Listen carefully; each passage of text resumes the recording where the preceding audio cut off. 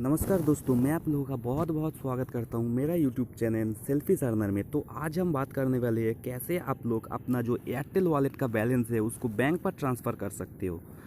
तो वीडियो को आगे बढ़ने से पहले अगर अभी तक आपने हमारा चैनल सेल्फिश अर्नर को सब्सक्राइब नहीं किया तो सब्सक्राइब करके जल्दी से बेल आइकन को प्रेस कर दीजिए। तो चलिए वीडियो को आगे बढ़ते उससे पहले मैं बता देता हूँ, अगर आपके पास एयरटेल वॉलेट है, मतलब अगर आपके पास सेविंग्स अकाउंट है तो इजीली आप उस पैसे को दूसरे वॉलेट पर या फिर बैंक पर या फिर पेटीएम पर कहीं पे भी आप ट्रांसफ़र कर सकते हो। लेकिन आपके पास एयरटेल वॉलेट है तो आप उस पैसे का रिचार्ज, बिल पेमेंट के अलावा कुछ भी नहीं कर पाते हो। तो अगर आपके पास 3-4 अकाउंट है तो आप उस पैसे को इकट्ठा भी नहीं कर पाते हो, क्योंकि एयरटेल का जो डेबिट कार्ड है, पहले तो पेटीएम में इस एयरटेल का डेबिट कार्ड से पैसा ऐड होता था यहाँ पर कहीं भी और मर्चेंट पर, लेकिन अभी तो एयरटेल ये फंक्शन नहीं दे रहा है कि आप उसका डेबिट कार्ड को यूज़ करके कहीं पे भी यूज़ करो, क्योंकि पेटीएम में अभी प्रीपेड कार्ड का ऑप्शन नहीं है।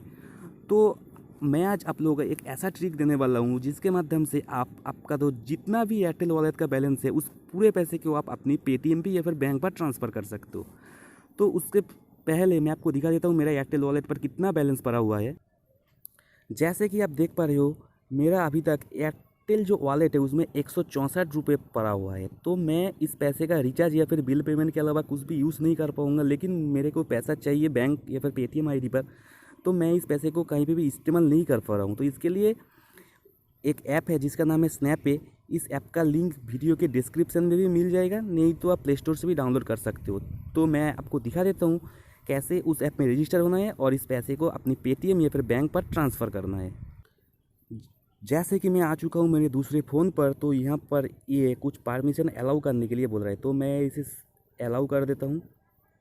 अलाउ करने के बाद यहाँ पर आप देख रहे हो क्रिएट अकाउंट बोलकर एक ऑप्शन है। तो आपको क्या करना है, यहाँ पर जो क्रिएट अकाउंट है इसके ऊपर टैप कर देना है। क्रिएट अकाउंट के ऊपर टैप करने के बाद यहाँ पर आपको full name, email address, mobile number और पासवर्ड देना है। तो जल्दी से जल्दी मैं इसको फिल कर देता हूँ। फिल करने के बाद आपको यहाँ पर क्रिएट अकाउंट पर टैप करना है, तो मैं टैप कर देता हूँ। टैप करने के बाद एक कुछ टाइम के लिए लोडिंग लेगा और लोडिंग होने के बाद आपके फ़ोन पर एक OTP ऑटोमेटिक वेरीफाई हो जाएगा, नहीं तो आपको मैनुअली फिल करना पड़ेगा। जैसे कि मेरे फ़ोन पर OTP आया है लेकिन ऑटोमेटिक वेरीफाई हो नहीं पा रहा है, तो मैं इसे वेरीफाई कर देता हूँ। वेरीफाई होने के बाद आपको पिन सेट करने के लिए बोलेगा। जैसे कि मेरा पहले से ही पिन सेट है तो मैं इस पिन को डाल लेता हूँ। पिन डालने के बाद आपके सामने कुछ इस तरह का इंटरफेस आएगा। तो आपको चले जाना है यहाँ पर जो 3 डैश ऑप्शन है, मेनू है, इस 3 डैश पर आपको टैप कर देना है। टैप करने के बाद यहाँ से आप देख सकते हो इसका जो ट्रांजैक्शन हिस्ट्री, उसके बाद सेटलमेंट टाइम, ये बहुत ज़्यादा इंपॉर्टेंट। तो मैं आपको सेटलमेंट का जो टाइम है वो मैं आपको थोड़ा डिस्कस करके बता देता हूँ। तो इसमें एक सिस्टम दिया गया है, अगर आप सेम डेज में पेमेंट लेना चाहते हो तो आपको 2.99% चार्ज देना पड़ेगा। तो ये मतलब कि सभी डेज के लिए वर्किंग है। अगर आप 2 दिन के अंदर पेमेंट लेना चाहते हो तो आपको यहाँ पर देना पड़ेगा 2.99%।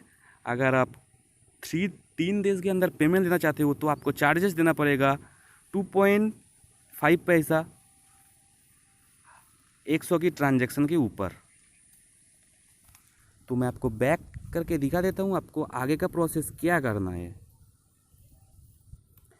आगे की प्रोसेस के लिए आपको चले जाना है यहाँ पर जो माई प्रोफाइल का आइकन है, माई प्रोफाइल के आइकन के ऊपर, और माई प्रोफाइल के आइकन के ऊपर टैप करने के बाद यहाँ पर आपका जो डिटेल्स है वो यहाँ पर शो होगा। उसके बाद आपको KYC करना पड़ेगा। KYC के लिए आप आधार कार्ड भी यूज़ कर सकते हो। जैसे कि मैं यहाँ पर आधार कार्ड से अपना KYC किया हूँ, तो यहाँ पर आपको mobile number, email ID, password show करेगा। उसके बाद आपको यहाँ पर जो सिटी है वो फिल करना पड़ेगा, आपका जो डिटेल्स एड्रेस है वो देना पड़ेगा, उसके बाद पिन कोड, देन उसके बाद आपका जो आधार कार्ड है, आधार कार्ड को देने के बाद यहाँ पर सबमिट पर, यहाँ पर एक सबमिट का ऑप्शन आएगा, यहाँ पर सबमिट पर टैप कर देना है और ये मतलब 3 से 4 घंटे के अंदर आपका अकाउंट को KYC में कन्वर्ट कर देगा। उसके बाद आपको फिर से चले जाना है 3 डैश मेनू पर, और 3 डैश मेनू पे जाने के बाद आपको यहाँ पर मैनेज बैंक अकाउंट का एक ऑप्शन आएगा। तो आपको मैनेज बैंक अकाउंट के ऊपर टैप करना है। तो यहाँ पर टैप करने के बाद जैसे कि मेरा यहाँ पर पहले से ही एक बैंक अकाउंट ऐड है, तो आपको यहाँ पर जो प्लस आइकन दिख रहा है, प्लस के ऊपर टैप करके यहाँ पर आपका अकाउंट नंबर दोबारा से कंफर्म करना पड़ेगा। फिर IFSC कोड डालकर इसको अपडेट कर दीजिए। मतलब कि यहाँ पर आपको यहाँ पर मेरे को जैसे यहाँ पर अपडेट दिखा रहा है तो यहाँ पर आपको सबमिट करने के लिए बोलेगा, तो आप यहाँ पर सबमिट कर दीजिएगा। सबमिट करने के बाद ये बैंक डिटेल्स ऐड हो जाएगा। उसके बाद आपको क्या करना है, उसके बाद आपको चले जाना है, यहाँ पर आप देख रहे हो बैंक अकाउंट पर, इस बैंक अकाउंट पर टैप करना है। बैंक अकाउंट पर टैप करने के बाद ये जो मिडिल में जो ऑप्शन है एग्जिस्टिंग पेई, मतलब जो बैंक अकाउंट यहाँ पर आप डिफ़ॉल्ट ऐड किए हो वो वाला यहाँ पर शो करेगा। नहीं तो अगर आप सिंगल पेमेंट लेना चाहते हो तो यहाँ पर आपका जो मतलब अगर कोई दूसरे बैंक अकाउंट पर पेमेंट लेना चाहते हो तो यहाँ पर account number, nickname, account number, उसके बाद दोबारा अकाउंट नंबर, फिर IFSC code, receipt name, mobile number, उसके बाद जो सिलेक्ट पर्पस का ऑप्शन है, सिलेक्ट पर्पस में जाकर यहाँ पर आप जनरल या फिर यूटिलिटी सर्विस यहाँ पर कुछ भी कर सकते हो। मैं यहाँ पर जनरल पर टैप कर देता हूँ। उसके बाद अमाउंट देकर नेक्स्ट कर देना है। तो जैसे कि आप लोग पहले से ही बैंक लिंक करके रखे हो और मैं भी यहाँ पर लिंक करके रखा हूँ, तो मेरे को जाना है यहाँ पर एग्जिस्टिंग पेई में। यहाँ पर है एग्जिस्टिंग पेई। एग्जिस्टिंग पेई में जाने के बाद यहाँ पर जो सिलेक्ट रिसिप्ट का ऑप्शन है, यहाँ पर जो भी आप बैंक यहाँ पर बाई डिफ़ॉल्ट सेट किए हो वो यहाँ पर शो करेगा। तो इसके ऊपर टैप करना है, सिलेक्ट रिसिप्ट के ऊपर। इसके ऊपर टैप करने के बाद जैसे कि यह जो मेरा बैंक लिंक किया है उसका जो अकाउंट का नेम है तो यहाँ पर शो हो रहा है, तो इसके ऊपर मेरे को टैप कर देना है। टैप करने के बाद यहाँ पर जो मेरा निक नेम है वो शो कर रहा है, bank name, bank account name, IFSC code, जो मेरा मोबाइल नंबर दिया है कन्फर्मेशन के लिए वो मोबाइल नंबर शो करेगा। उसके बाद बैंक का जो सिटी है, बैंक का स्टेट यहाँ पर शो करेगा। उसके बाद यहाँ पर आपका जो सिलेक्ट पर्पस बोलकर एक ऑप्शन रहता है, ये बहुत ज़्यादा इम्पोर्टेंट है।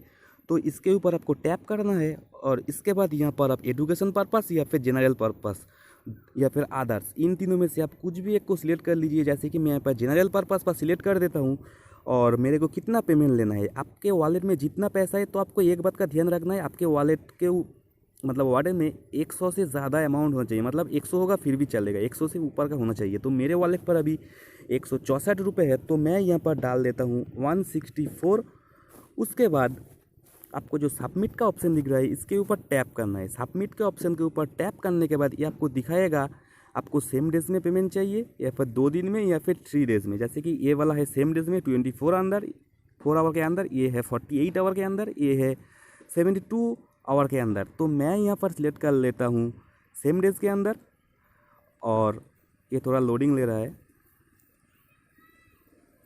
उसके बाद यहाँ पर जो आप रिसीवर का देख रहे हो, ये रिसीवर या फिर सेंडर या फिर 50-50, तो आपको यहाँ पर रिसीवर पर जो बाई डिफ़ॉल्ट सेट है उसके ऊपर ही टैप कर देना है। उसके बाद आपको चार्ज दिखाएगा। अगर आप सेम डेज में पेमेंट लेते हो 164 रुपीज़ का तो आपसे 4 रुपया 90 पैसा चार्ज लेगा। अगर आप 48 आवर में पेमेंट चाहते हो तो आपसे 4 रुपये 84 पैसा लेगा। अगर आप 72 आवर में पेमेंट लेना चाहते हो तो आपको 4 रुपया 10 पैसा देना पड़ेगा। तो मैं सेम डे के ऊपर टैप कर देता हूँ। टैप करने के बाद दिखा रहा है settlement based on working day. इसका मतलब है कि अगर वो जिस दिन आप पेमेंट ले रहे हो वो आपको देखना पड़ेगा कि उस दिन वर्किंग डेज है कि नहीं। जैसा कि सैटरडे और संडे ज़्यादातर बैंक में वर्किंग डेज नहीं होता है, नॉन वर्किंग डेज, तो उस दिन में अगर आप पेमेंट लोगे तो उसके बाद जो वर्किंग डेज आएगा उसी दिन पेमेंट सेटलमेंट होगा। अगर आप किसी डेज हॉलीडेज आएगा, मतलब कि जैसे आज आप पेमेंट ले रहे हो तो आज अगर हॉलीडे होता है तो आज आप बैंक पर पैसा नहीं मिलेगा, क्योंकि वो जो नेक्स्ट वर्किंग डेज है उसी दिन आपको पैसा बैंक पर क्रेडिट कर दिया जाएगा। उसके बाद जैसे ही आप सेट कर लेते हो, ये जो ट्रांजैक्शन प्रायोरिटी है इसको आप अपने हिसाब से सेट कर लेना। उसके बाद पे पर टैप कर देना है। पे पर टैप करने के बाद यहाँ पर बहुत सारा ऑप्शन आएगा, आपको सबसे नीचे चले जाना है वॉलेट के ऑप्शन के पर। वॉलेट में आने के बाद आपको वॉलेट के ऊपर टैप कर देना है। वॉलेट के ऊपर टैप करने के बाद यहाँ पर बहुत सारा वॉलेट शो हो जाएगा, जैसे कि मैं आपको दिखा देता हूँ। नेटवर्क कनेक्शन स्लो होने की वजह से ये थोड़ा लोडिंग ले रहा है। उसके बाद आप देख पा रहे हो कि नीचे यहाँ पर एक वॉलेट का ऑप्शन है, तो आपको वॉलेट पर टैप कर देना है। वॉलेट पर टैप करने के बाद ये जो आप देख रहे हो सिलेक्ट वॉलेट के ऊपर टैप कर देना है और आपका कितना पेमेंट आप एक्सेप्ट करना चाहते हो उस वॉलेट से। तो ऊपर मेरा जो 164 रुपीज़ है तो मैं 164 डाल दिया हूँ।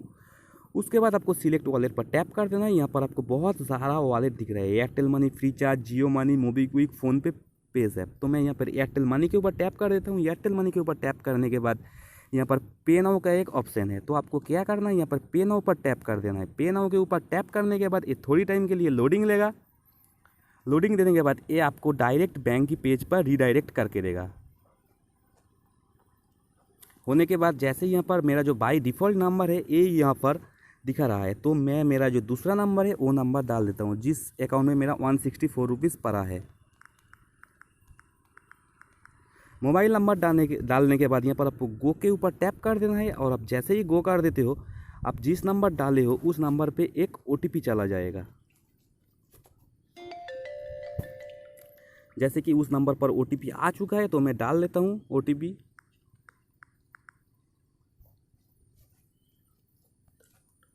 OTP डालने के बाद यहाँ पर आपको पे के ऊपर टैप कर देना है। जैसे ही आप पे कर देते हो, ये थोड़ी टाइम के लिए लोडिंग लेगा। लोडिंग लेने के बाद आपको दिखा देगा कि ट्रांजैक्शन सक्सेसफुल हो चुका है। और यहाँ पर से आपको बैक या फिर कट कुछ भी नहीं करना है, आपको ऑटोमेटिक उस पेज पर रिटर्न लेके चला जाएगा। तो आपको दिखा देगा कि योर ट्रांजैक्शन सक्सेसफुल, आपका ट्रांजैक्शन सक्सेसफुल हो चुका है। और यहाँ पर ये ऑटोमेटिक आपको लेकर चलेगा बैंक अकाउंट ट्रांजैक्शन में। तो यहाँ पर से आपको जो ट्रांजैक्शन है वो देख सकते हो। जैसे कि मेरा यहाँ पर आ चुका है 159.10 रुपीज़, क्योंकि जो 164 में से 159.10 है, मतलब कि बाकी जो पैसा है वो पैसा टैक्स में काटा गया है। तो ये पैसा मेरे बैंक के अंदर यहाँ पर आप देख सकते हो सेम डेज में, मतलब आज ही के दिन आ जाएगा रात के 9 बजे से पहले। तो मैं आपको बैक करके दिखा देता हूँ कि उस फ़ोन से पैसा कटा है कि नहीं। जैसे कि आप देख पा रहे हो मेरे वॉलेट पर अभी भी 164 है। तो मैं इसको रिफ्रेश करके दिखा देता हूँ। जैसे कि देख पा रहे हो, रिफ्रेश करने के बाद यहाँ पर 0 रुपीज़ दिखा रहा है। जैसे कि मैं आपको ट्रांजैक्शन हिस्ट्री पर ही दिखा दे रहा हूँ। देखिए 164 रुपीज़ यहाँ पर डेबिट हो चुका है। आप लोगों को एक इम्पॉर्टेंट बात बताना चाहता हूँ कि अगर आप मंडे को पेमेंट लेते हो तो ये 3 से 4 घंटे के अंदर आ जाता है। उसके बाद ट्यूसडे, वेडनेसडे, थर्सडे को भी ये 3 से 4 घंटे के अंदर आ जाता है अगर आप सेम डेज में पेमेंट लेते हो। उसके बाद ये फ्राइडे में कुछ बैंक का 3rd, 4th और 5th फ्राइडे को बैंक हॉलीडे रहता है। तो इसके लिए उसके बाद जो वर्किंग डेज है उस दिन क्रेडिट किया जाएगा। उसके बाद जो सैटरडे आता है, 1st, 3rd और 5th जो सैटरडे है, अगर आप 5 बजे से पहले पेमेंट लेते हो तो ये भी उसके बाद जो दिन है वर्किंग डेज, उस डेज के अंदर आपके बैंक पर पैसा क्रेडिट कर दिया जाएगा। तो मैं आपको बोलूँगा कि आप मंडे से थर्सडे के बीच में पेमेंट एक्सेप्ट कीजिए, नहीं सॉरी, मंडे से फ्राइडे के बीच में पेमेंट एक्सेप्ट कीजिए और उसी दिन आपका पैसा आपको बैंक पर पहुंच जाएगा। आपको ध्यान रखना है कि उस दिन वर्किंग डेज होना चाहिए। अगर आप सैटरडे को लेते हो तो ये कन्फर्म है आपका पैसा मंडे को आपकी बैंक पर पहुंच जाएगा। तो आपको जो पैसा कैसे पहुंचेगा और बैंक का जो प्रूफ है वो भी मैं आपको दिखा देता हूँ। जैसे कि आप देख पा रहे हो कि 2 मई को मैं एक पेमेंट एक्सेप्ट किया था और उसी दिन मेरे बैंक अकाउंट में 98 रुपीज़ 47 पैसे आ गया था। तो मैं इसके ऊपर थोड़ा डिटेल्स दिखा देता हूँ। जैसे कि आप देख पा रहे हो ये कंपनी है AK info park private limited. तो यहाँ से मेरे को पेमेंट आ गया था। तो मैं आपको स्नैप ऐप में दिखा देता हूँ। जैसे कि आप यहाँ पर देख रहे हो कि 2 मई को ये पेमेंट रिसीव हुआ है। तो मैं आपको ऐप में लेकर दिखा देता हूँ। जैसे कि आप देख पा रहे हो कि मैं यहाँ पर 2 मई को एक पेमेंट लिया था 11:23 पर 98 रुपीज़ 47 पैसे का। ये लगभग 1.5 घंटे के अंदर मेरे बैंक पर ये पैसा क्रेडिट कर दिया गया। तो जैसे कि आप बैंक जो स्टेटमेंट है वो भी मैं आपको और एक बार दिखा देता हूँ। मैं वहाँ पर 11:23 पर पेमेंट एक्सेप्ट किया था और मेरे बैंक पर आया उसी दिन 12:59 पर। तो आप समझ सकते हो कितनी फास्ट ये पेमेंट देता है और इसका चार्ज लगभग बहुत ही कम है दूसरे वॉलेट की हिसाब से। और ज़्यादा जानकारी के लिए आप इस ऐप को विजिट कर सकते हो। और इस ऐप में कॉन्टैक्ट अस बोलकर एक ऑप्शन भी रहता है। तो मैं आपको दिखा देता हूँ। अगर आपको कुछ प्रॉब्लम आता है पेमेंट एक्सेप्ट करने में तो आप वहाँ से इन लोगों को मैसेज भी कर सकते हो। जैसे कि आप देख पा रहे हो यहाँ पर सपोर्ट बोलकर एक ऑप्शन रहता है। तो यहाँ पर जो सपोर्ट के ऊपर टैप करने के बाद इसका जो सपोर्ट है तो यहाँ पर से आप टिकट रेस कर सकते हो। उसके बाद चैट विद सपोर्ट के ऊपर टैप कर सकते हो। अगर आप चैट विद सपोर्ट में टैप करके इन लोगों के साथ कोऑर्डिनेट करना चाहते हो तो ये लगभग 1 से 1.5 घंटे के अंदर आपका जो सॉल्यूशन है वो आपको बता देगा। जैसे कि आप देख पा रहे हो मैं यहाँ पर बहुत सारा इस लोगों के साथ कोऑर्डिनेट किया, क्योंकि मेरा भी 2-1 पेमेंट आने में थोड़ा डिले हो गया था 2-4 घंटे। क्योंकि यहाँ पर बोलता है 3-4 घंटे, लेकिन 1-2 पेमेंट था तो मेरे को 4-4.5 घंटे लग गया था, क्योंकि उस टाइम बहुत ज़्यादा ट्रैफिक की वजह से। तो मैं इन लोगों के साथ चैट किया था। जैसे कि आप देख पा रहे हो, why is my last transaction has not receive in my bank account. तो इस तरह से आप भी उन लोगों के साथ चैट कर सकते हो, आपकी प्रॉब्लम बता सकते हो। और मैं आपको दिखा देता हूँ यहाँ पर से जो आप ऐप को ओपन करोगे उसके बाद मैं जब ट्रांजैक्शन हिस्ट्री में चला जाता हूँ, हिस्ट्री में जाने के बाद मैं आपको दिखा देता हूँ यहाँ पर से मैं कितना सारा पेमेंट को मतलब एयरटेल वॉलेट या फिर फ्रीचार्ज मूवी क्विक का वॉलेट का जो पैसा है मैं बैंक पर ट्रांसफ़र किया। जैसे कि आप देख पा रहे हो, मैं आपको एक एक करके दिखा देता हूँ। मैं इतना सारा पेमेंट को अपने बैंक पर लिया है, तो इसको देखकर आपको पता चल ही जाता है कि अब कितना ज़्यादा ट्रस्टेड है। जैसे कि आप यहाँ पर देख रहे हो कि 975 रुपीज़ का भी मैं यहाँ पर पेमेंट लिया हूँ। उसके बाद एक बहुत ज़्यादा अमाउंट का है, वो है देखो 2450 रुपीज़ का पेमेंट भी मैं इस ऐप से अपनी बैंक पर ट्रांसफ़र किया था। क्योंकि वॉलेट में मेरा बहुत ज़्यादा पैसा पड़ा रहता है, तो मैं इस पैसे का यूज़ नहीं कर पा रहा हूँ सही तरीके से, तो मैं इस ऐप की मदद से इस पैसे को बैंक पर ट्रांसफ़र कर रहा हूँ। तो आपको भी इस ऐप को यूज़ करना चाहिए। और वीडियो कैसा लगा लाइक और कमेंट करके ज़रूर बताना। अगर आप चैनल पर नए हो तो चैनल को सब्सक्राइब करके बेल आइकन को भी प्रेस कर देना। फिर भी अगर इस ऐप के रिलेटेड आपके दिल में कुछ भी सवाल रहता है तो आप बेझिझक कमेंट कर सकते हो। Thanks for watching this video.